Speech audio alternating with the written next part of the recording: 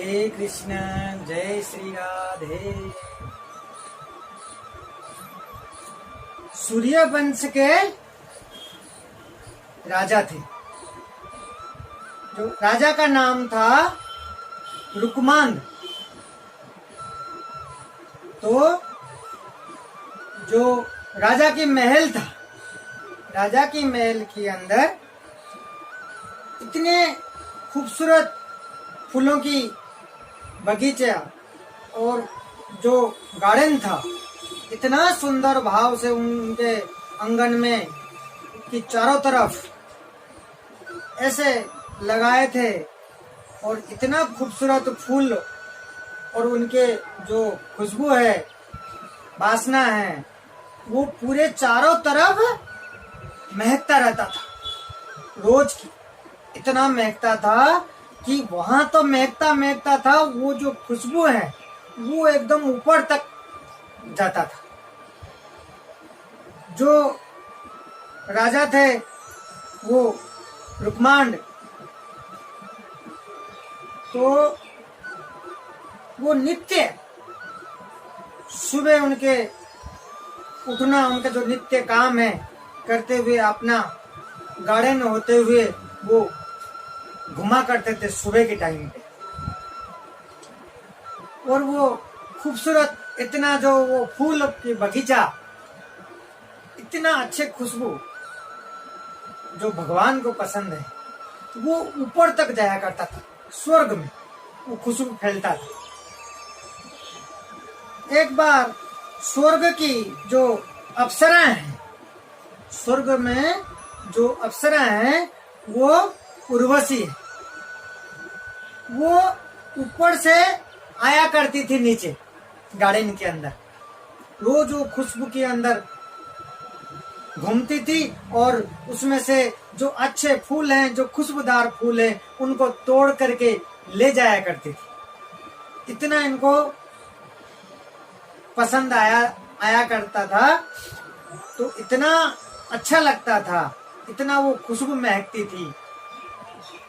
तो नित्य वो ऊपर से आया करती थी और इसी तरीके से गार्डन की सुंदरता उसके अंदर घूमते हुए और वो खुशबू में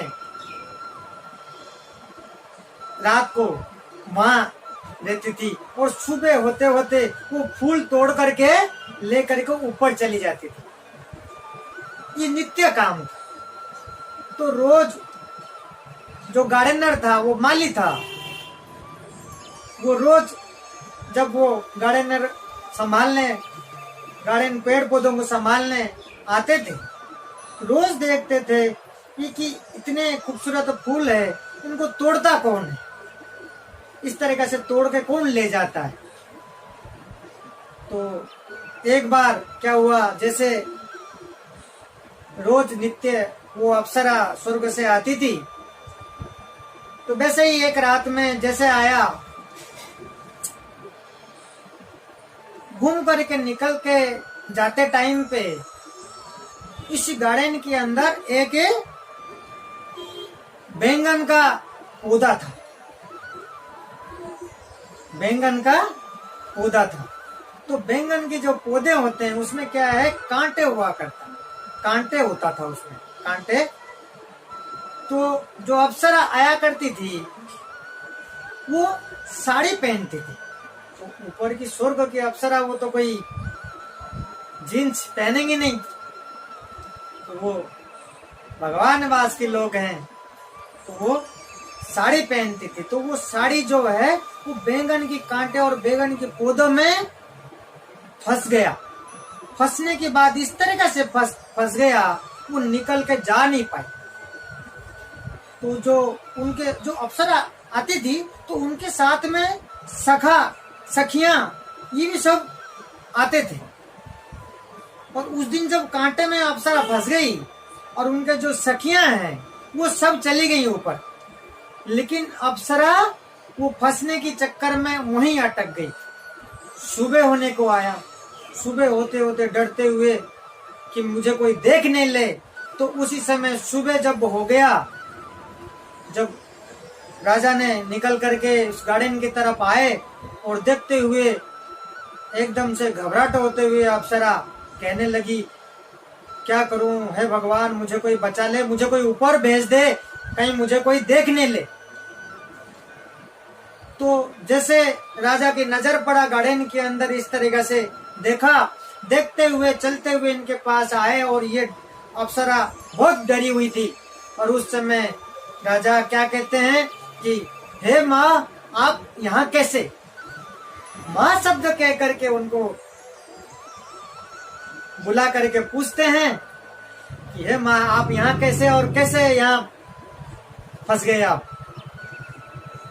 तो जब ये शब्द कहते हैं और अप्सरा कहती हैं कि इसी तरीके से मैं फंस चुकी हूँ और मुझे ऊपर भिजवा दीजिए, इस तरीके से मैं स्वर्ग से आई हूँ।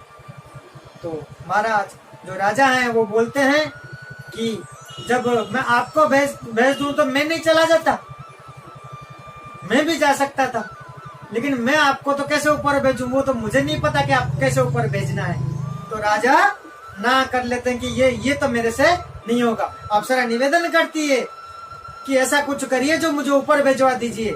तो राजा कहते हैं कि ये तो चीजें मुझे भी नहीं मालूम, मुझे मालूम होता तो मैं ही चल जाता ना।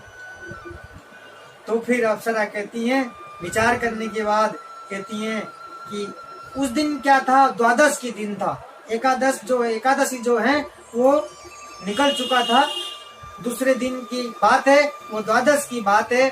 तो अप्सरा कहती हैं कि आप एक काम करिए। राजा बोलते हैं, बोलिए क्या कर सकता हूँ मैं आपके लिए? बोलिए कि कल एकादशी गया हुआ है, तो आपके इधर कोई एकादशी करता है? बोले, राजा पूछते हैं, उस समय की बात है कि एकादशी कौन सा चिड़िया की नाम है? राजा बोलते हैं कि एकादशी जो है ये कौन सी चिड़िया की नाम है? तो कुछ मालूम नहीं था एकादशी होता क्या है। तो अप्सरा कहती हैं कि इस तरीके से आप मान लीजिए कल की तारीख में कोई भूखा प्यासा हो, कोई अन्न नहीं खाया हुआ हो, तो उस तरीके से कोई भी आपको इंसान देखे इस दुनिया में, तो वो मेरे पास आ जाए, तो उसके जो भक्ति से वो मुझे दान प्रदान करे, तब मैं ऊपर जा सकती हूँ। तो राजा बोलते हैं, हाँ ये कर सकता हूँ मैं, ये पता लगा सकता हूँ नगर के कि कल भूखा कौन है, कौन भूखा रहा था, तो किसने। तो इनके जो सेनापति हैं सबको सारे दिशाओं में भेजते हैं कि जाकर के पता लगाओ कि कल किसने नहीं खाया, किसने अन्न नहीं खाया, कौन भूखा है, जो उस इंसान को और उस देवी को जिसने भी हो तो उनको लेकर के आइए। तो ढूंढते हुए सब अपने अपने दिशा में चले जाते हैं। ढूंढते हुए बहुत देर होता है, किसी को कोई मिलता ही नहीं है। और दूर से एक सेनापति जाकर के पहुंचता है, एक बनिया की दुकान के आगे एक माताजी रोती हुई वहाँ बैठी हुई है और कहती है कि मैं बहुत भूखा प्यासा हूँ, और निवेदन करती है उस दुकान वाला से कि मुझे कुछ खाने के लिए दे दीजिए। और सेनापति देखते हुए उनके पास पहुंचते हैं और पहुंच करके पूछते हैं कि आप क्या चाहिए आपको? बोले, इस तरीके से मैं खाना नहीं खाया हूँ। बोले, क्यों नहीं खाए? बोले, इस तरीके से मेरे घर में झगड़ा के कारण मैं कल सुबह से ही घर से निकल चुकी हूँ और मुझे किसी ने खाना भी नहीं दिया और कहीं मिला भी नहीं, मैं भूखा प्यासा हूँ कल दिन भर से, तो मुझे कुछ मिल जाए तो मेरी ये भूख मिटा सकूं। तो वो सेनापति सुन करके बहुत खुश होते हैं और बोलते हैं कि चलो मेरे साथ, मैं आपको खाना पीना अच्छे से खिलाऊंगा। तो ये कह करके जो उस माता जी को ले करके पहुंचते हैं राजा के पास, और राजा उनको ले करके अपने गार्डन के अंदर अप्सरा के पास जाते हैं ले करके, और अप्सरा उनको निवेदन करती हैं। और राजा बोलते हैं उससे पहले उस माता जी को कि जो भी है ये हमारी कहेंगे तो आप ये मान लेना, और उसके बाद जो भी आपको चाहिए, खिलाना पिलाना जो भी आपको चाहिए, मैं सब चीजें आपको दान करूंगा और सब चीजें आपको प्रदान करूंगा। तो इस तरीके से वो मान लेती है और अप्सरा के पास पहुंचती हैं, और अप्सरा कहती हैं कि कल आपने भूखा थे, आप कुछ खाए नहीं? वो बोलती हैं कि हाँ मैं भूखी थी और कल दिन भर कुछ नहीं खाया। और इस तरीके से अप्सरा बोलती हैं कि आप ये मुझे प्रदान करें कि कल जो आपने भूखा प्यासा रह करके जो आपने भक्ति प्राप्त किए और जो आपने पुण्य पाप प्राप्त करा और पुण्य जो आपको मिला, आप ये कह दीजिए कि जो भी मेरा भक्ति और पुण्य कल मैंने कमाया और एकादशी के दिन में अन्न नहीं खा करके और वो पुण्य पाप सब चीजें आप मेरे को दान कर दीजिए। तो ये कहने के बाद वो माता जी सब चीजें कि कल के दिन का जो भी मेरे पुण्य और भक्ति हैं सब चीजें वो आपको प्राप्त हो, इतना कहते ही और वो पुण्य भक्ति भाव का जो इनके अप्सरा की मतलब ऊपर ऐसे आती हैं और इस तरीका से कहने के बाद वो धीरे धीरे अप्सरा वहां से ऊपर अपने सबके सामने ऊपर की तरफ चली जाती है। तो भक्तों ये समझो कि एकादशी दिन में जाने अनजाने में भी कोई अन्न नहीं खाता, भूखा भी रह जाता है। एक एकादशी करने में इतना पुण्य है कि वो स्वर्ग प्राप्त होता है।